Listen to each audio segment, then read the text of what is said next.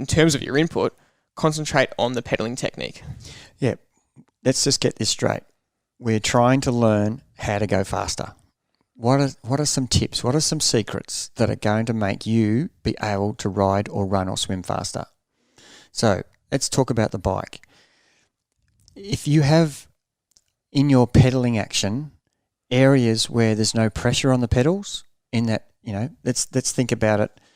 It's 360 degrees from when you start at the top of the pedaling action all the way down to the bottom and bring it all the way back up to the top. That's 360. It's one revolution. If you've got gaps in pressure, then you've got wasted energy for that one pedal action. So you imagine you multiply that, because we do 90 of those pedal actions per minute. How many gaps are you having? We talked about heart rate last week, about 2 weeks ago on our podcast, about how many times your heart beats over a lifetime. But, if you've got gaps in your pedaling action where there's no pressure on the pedals, you've wasted that one pedal action to get 90% value, or some people are only getting, because we all grew up with no toe clips, so we all push down. Yeah. So we're actually only getting 50% of our value for every pedal action. Yeah. So what we need to do is understand that this will be a game changer. If you can keep pressure on your pedals and concentrate on that in your race, one of the things you need to think about the whole race, am I giving constant pressure throughout the whole pedaling action?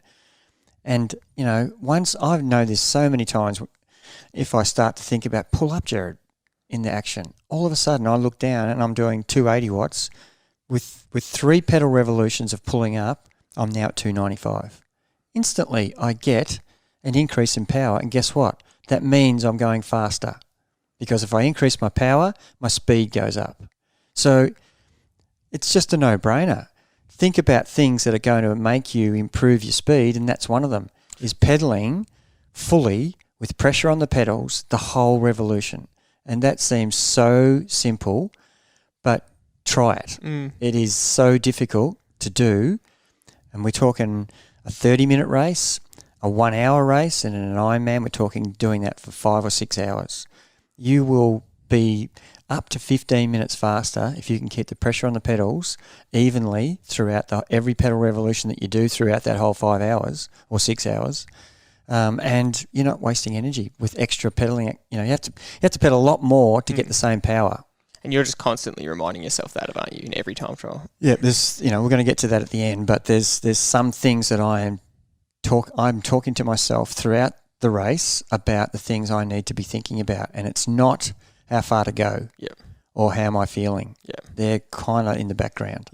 And this is why we're calling them top training techniques, because this is stuff you have to practice in training. You can't just do it in a race, because you won't have your body won't be able to. Well, you're not drilled in it for a start. So every training session, I'm forever trying to think about my pedaling. And it if I'm chatting to someone, I notice that my power's dropped, my RP revs per minute have dropped, and the intensity's dropped, because I'm just talking to someone. It's very hard, and you end up, my wife asked me, what did you talk about on the ride today? Yeah, I thought about my pedaling technique for the whole ride, and very rarely did I say anything to anybody. But on the easy rides, that's probably the time to practice, really keeping the pressure on the pedals a lot. So if you're not doing it in training, if you're not doing it in the easy and in the very hard sessions, then it's not going to happen on race day. You're going to do it for 10 seconds, and then 5 minutes later, you're going, oh yeah, I've got to pull up.